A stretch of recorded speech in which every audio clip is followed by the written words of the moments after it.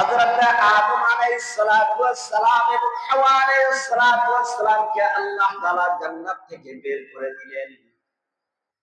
যাও, যেহেতু নিষিদ্ধ গাছের ফল খেয়েছো, এই জান্নাতে আর থাকা যাবে না।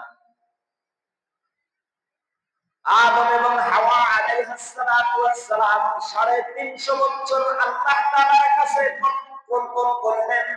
কয় বছর? 1 বছর 2 বছর নয়, 10 বছর 20 বছর নয়, 350 বছর আল্লাহ তাআলার কাছে কান্নাকাটি করার পরে আল্লাহ তাআলা বলেন, ফাতালাক্কা আদামু মির রাব্বিহি কালিমাত ফাতাবা আলাইহি ইন্নাহু হুয়াত তাওয়াবুর রহিম।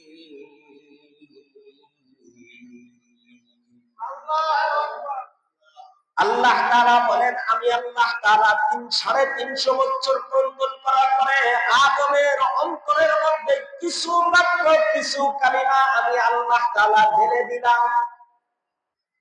কারণ করে ফাতালাক্কা আদামু মির রাব্বিহি কালিমাত, আল্লাহ তাআলার পক্ষ থেকে আদম আলাইহিস সালাতু ওয়াস সালামের অন্তরের মধ্যে কিছু কালিমা উদয় হলো। কি ছিল সেই কালিমাগুলি? আমার সাথে সকলেই বলেন, রব্বানা ওয়ালামনা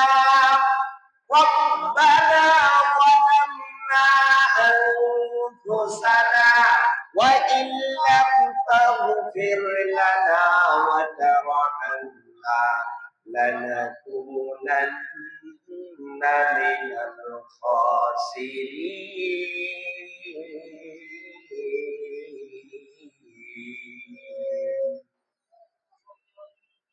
আল্লাহ তাআলা আদম আলাইহিস সালাতু ওয়াস সালামের অন্তরের মধ্যে ঢেলে দিলেন, রব্বানা ওয়ালামনা আনফুসানা,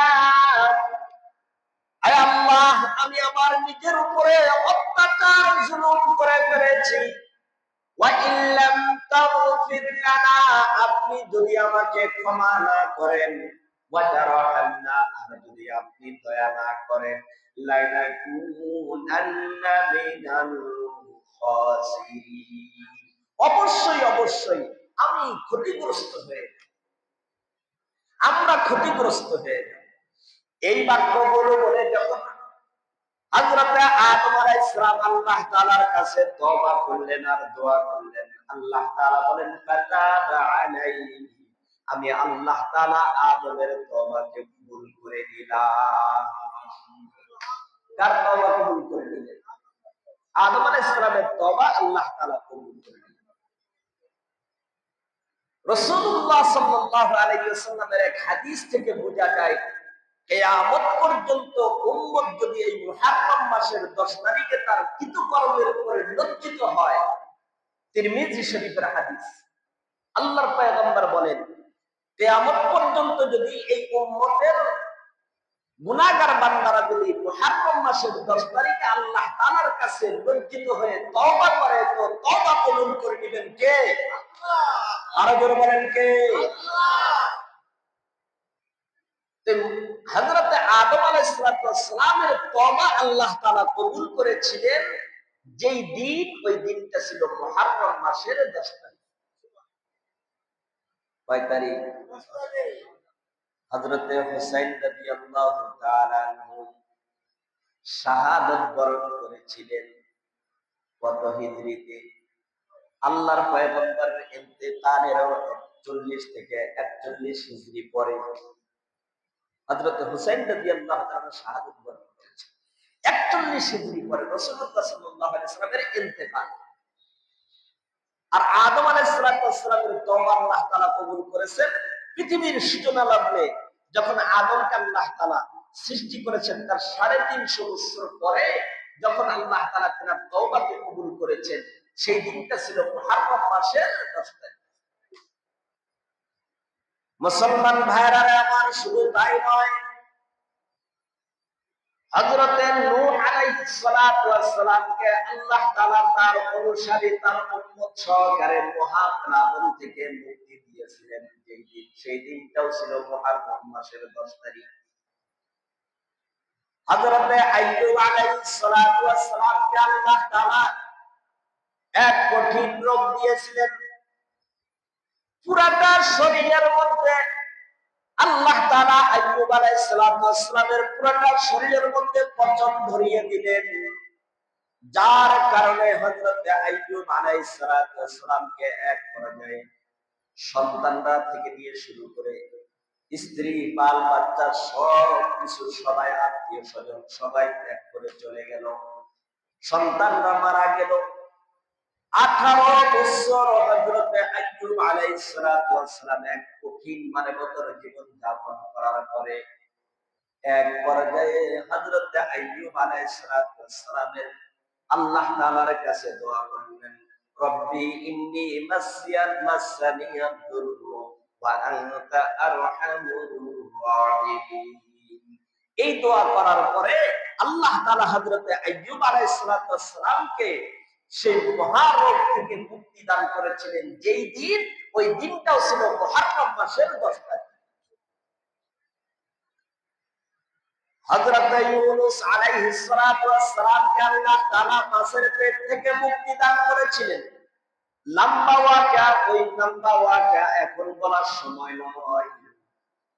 ইউনূস আলাইহিস সালাতু ওয়াস সালামকে আল্লাহ তাআলা মাছের পেট থেকে 40 দিন পরে মুক্তি দান করেছিলেন। ওই দিনটাও ছিল মুহররম মাসের 10 তারিখ। এই সবগুলোর দ্বারা বোঝা যায় মুহররম মাসের 10 তারিখের গুরুত্ব আল্লাহ তাআলার কাছে অনেক বেশি। শুধু তাই নয়, বুখারী শরীফ খণ্ড নাম্বার 1 হাদিস নাম্বার 2004, বলেন কত নাম্বার হাদিস? বুখারী শরীফ খণ্ড নাম্বার 1 হাদিস নাম্বার 2004। হযরত আব্দুল্লাহ ইবনে আব্বাস রাদিয়াল্লাহু তাআলা আনহুমা থেকে বর্ণিত হাদিস, কদিমান নবী সাল্লাল্লাহু আলাইহি ওয়াসাল্লাম আল-মদিনাতা। আব্দুল্লাহ ইবনে আব্বাস রাদিয়াল্লাহু তাআলা আনহুমা বলেন, আল্লাহর পয়গম্বর মক্কা থেকে মদিনায় আগমন করলেন। কোথা থেকে? মক্কা থেকে মদিনায় হিজরত করে আগমন করলেন। ফারাআল ইয়াহুদা তাসুমু আশুরা। আল্লাহর পয়গম্বর মদিনায় অবস্থানরত ইহুদিদেরকে দেখলেন যে তারা মুহররম মাসের 10 তারিখে তারা রোজা রাখে। আল্লাহর পয়গম্বর ইহুদিদেরকে লক্ষ্য করে প্রশ্ন করলেন, মা হাযাল ইয়াউম, হে ইহুদিরা, এই দিনটা কি দিন? কি কারণে তোমরা এই দিনটা রোজা রাখো?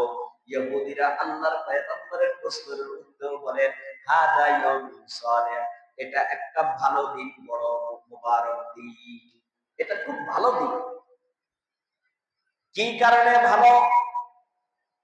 ইহুদিরা বলেন, নাজ্জাল্লাহু বানি ইসরাঈলা মিন আদুবিহিম, নাজ্জাল্লাহু বানি ইসরাঈলা মিন আদুবিহিম। এই দিনটায় আল্লাহ তাআলা বনি ইসরাঈলদেরকে তাদের শত্রু ফিরআউন এবং ফিরআউনের বাহিনী থেকে বনি ইসরাঈলকে আল্লাহ তাআলা এদিন মুক্তি দান করেছিলেন। ফাসামা মূসা, ফলে হযরত মূসা আলাইহিস সালাম শুকরিয়া আদায় করার জন্য এই দিনে রোজা রেখেছিলেন। কোন কিতাবের হাদিস? কোন কিতাবের হাদিস? বুখারী শরীফের হাদিস, 2004 নম্বর হাদিস। হযরত আব্দুল্লাহ ইবনে আব্বাস বলেন, فقال النبي صلى الله عليه وسلم فانا احق بموسى منكم।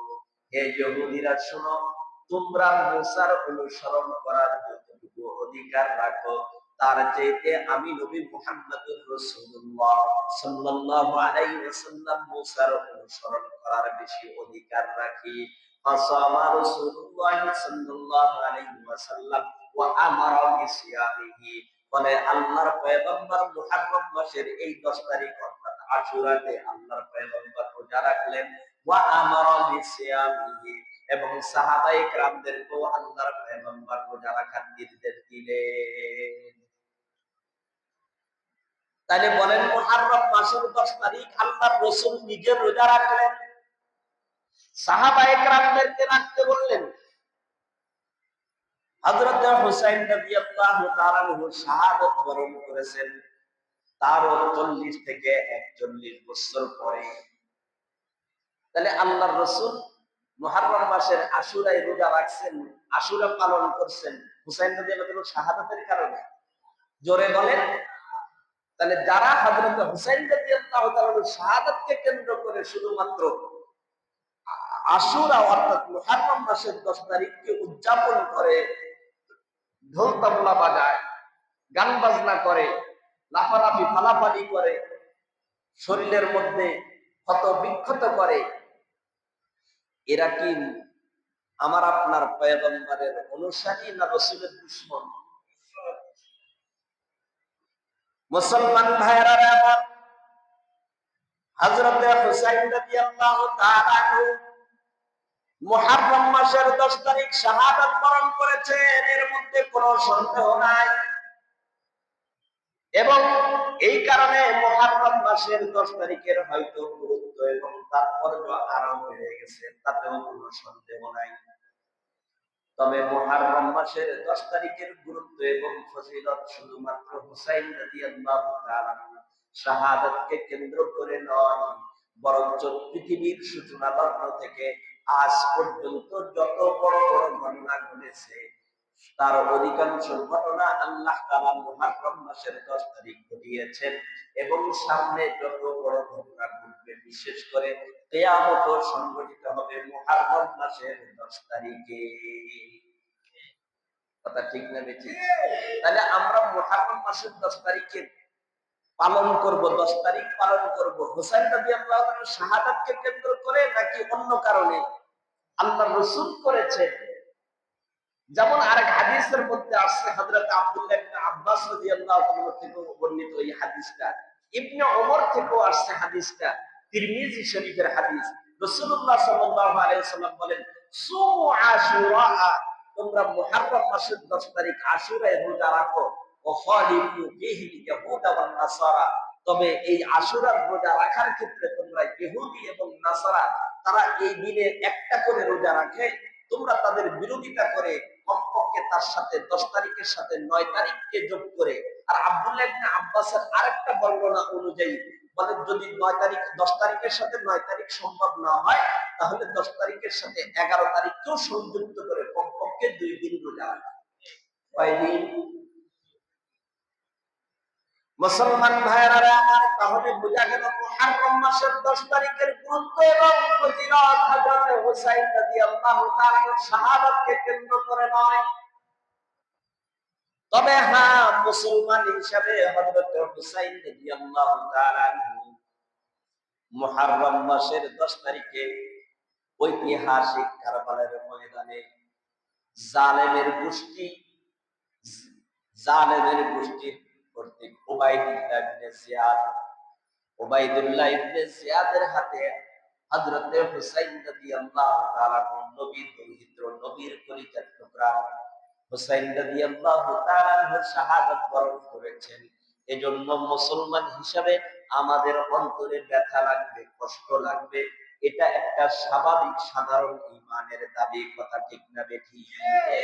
এটা ঈমানের একটা দাবি। কারণ আল্লাহর পয়গম্বর আরেক হাদিসের মধ্যে বলেন, আরে হুসাইন রাদিয়াল্লাহু তাআলা তো রাসূলুল্লাহ সাল্লাল্লাহু আলাইহি ওয়াসাল্লামের কলিজার টুকরা, আল্লাহর পয়গম্বরের দহিত্র নাতি। আদনা থেকে আদনা, ছোট থেকে ছোট একজন সাহাবীর প্রতি ভালোবাসা, এটাও ঈমানের দাবি। বলেন, ছোট থেকে ছোট একজন সাহাবীর প্রতি ভালোবাসা, এটা কিসের দাবি? ঈমানের দাবি। আর সাহাবীদের প্রতি বিদ্বেষ, এটা ঈমান পরিপন্থী।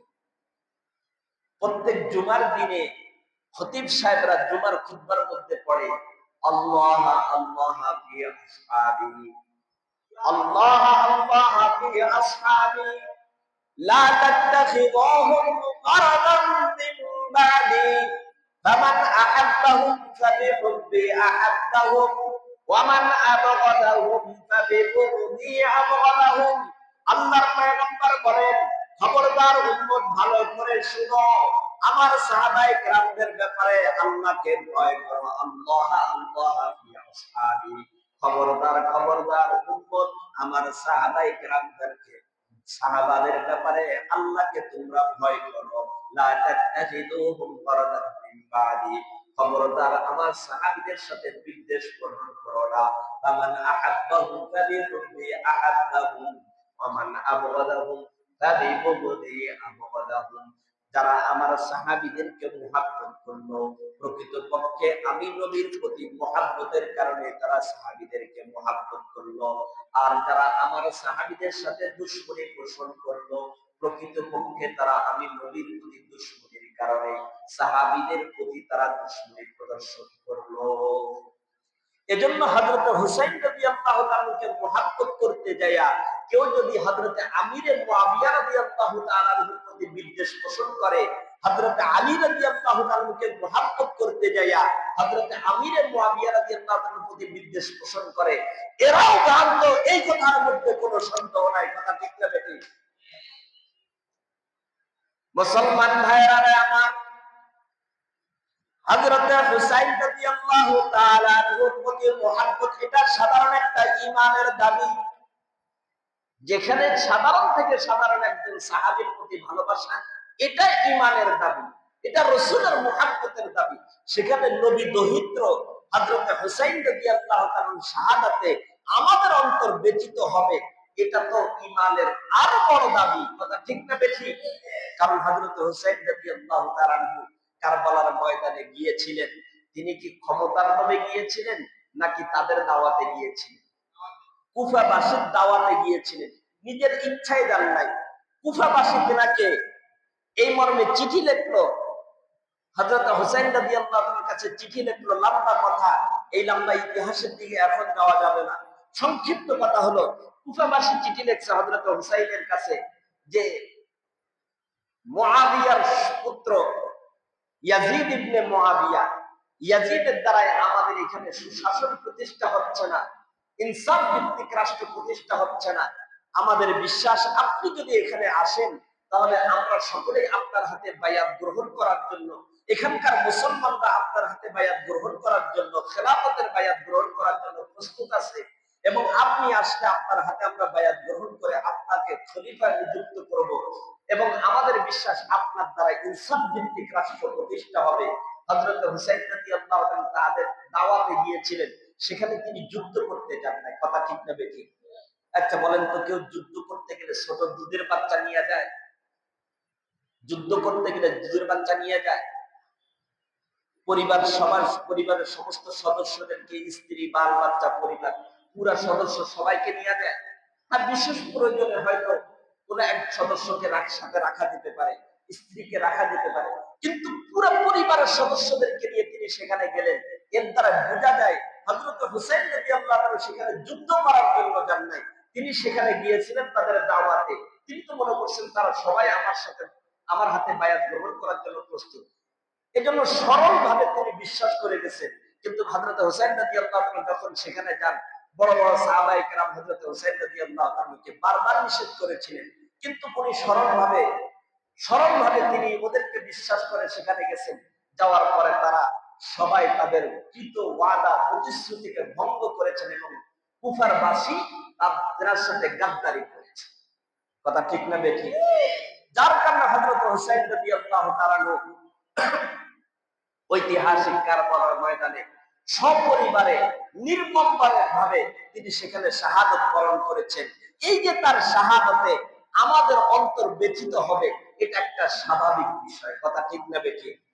কারণ তিনি সেখানে গিয়েছিলেন তো মেহমান স্বরূপ, সবাই দাওয়াত করে নিয়ে গেছিলেন। যার কারণে কবি কত চমৎকার করে বলেছেন, মুঝে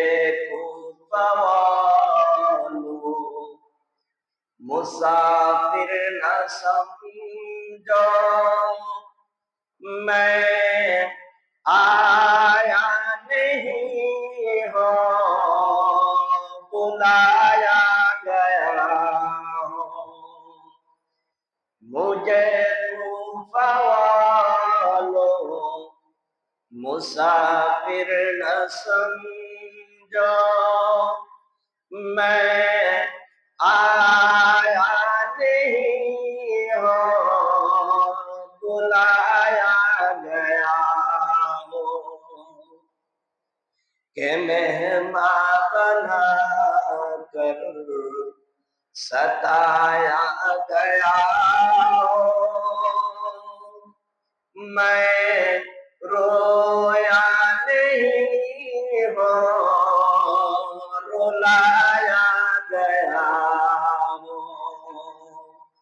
मैं रोया नहीं हो रुलाया गया हूँ खुदा जाने कैसी है ये मेजबानी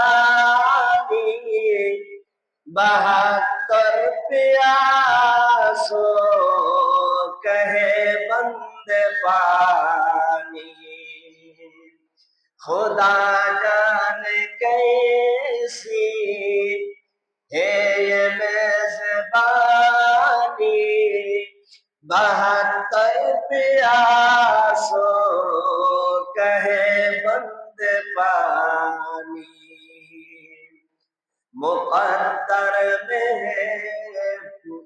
मुकद्दर में है हौज़ कौसर का पीना मैं प्यासा नहीं हो पिलाया गया हूँ मैं रोया नहीं हो रुलाया गया हूँ मैं आया नहीं हो बुलाया गया हूँ হযরত হুসাইন রাদিয়াল্লাহু তাআলা আনহু তিনি সেখানে মেহমান হয়ে গিয়েছিলেন তাদের দাওয়াতে গিয়েছিলেন তিনি তো সেখানে যুদ্ধ করতে যান নাই মুহতারাম হাজিরিন যে কথাটা বলতে চাচ্ছিলাম তো হযরত হুসাইন রাদিয়াল্লাহু তাআলার শাহাদাতের কারণে মুসলমান হিসাবে রাসূলের আশিক হিসাবে আমার আপনার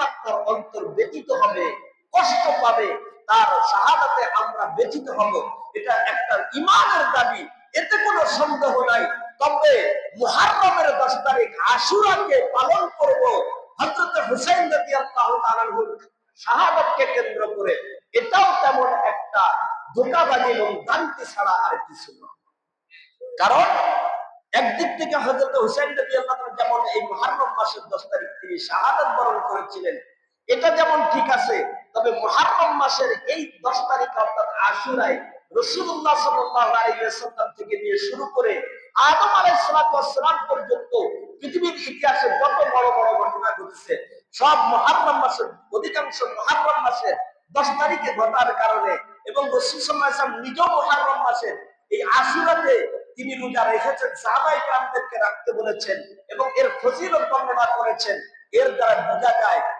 মুহররম মাসের 10 তারিখ অর্থাৎ আশুরার ফজিলত এটা হযরত হুসাইন রাদিয়াল্লাহু তাআলার শাহাদাতকে কেন্দ্র করেই নয় বরঞ্চ এর ফজিলত এবং গুরুত্ব ভিন্ন কারণে কথা ঠিক নেবে ঠিক এজন্য আমরা আশুরা পালন করব হযরত হুসাইন রাদিয়াল্লাহু তাআলার শাহাদাতকে কেন্দ্র করে না রাসূল সাল্লাল্লাহু আলাইহি ওয়াসাল্লামের সুন্নাহ অনুযায়ী এখন প্রশ্ন হলো আমরা কি করব হাদিসের দ্বারা যেটা বোঝা যায় দুইটা কাজ একটা হলো এই দিন মুহররম মাসের 10 তারিখ আমরা রোজা রাখব তবে তার সাথে 9 তারিখকে যোগ করে একান্তই সম্ভব না হলে 11 তারিখকে যোগ করে কয়দিন রাখবো কমপক্ষে 2 দিন রোজা রাখবো আরেকটা জিনিস যেটা পাওয়া যায় সেটা হলো নিজের পিছনের কৃতকর্মের জন্য অনুতপ্ত হয়ে আল্লাহ তাআলার কাছে তওবা করব আল্লাহ তাআলা যে কথাগুলি বললাম এই কথাগুলি বুঝে আমাদের সকলকে আমল করার তৌফিক দান করুন সকল বলি আমিন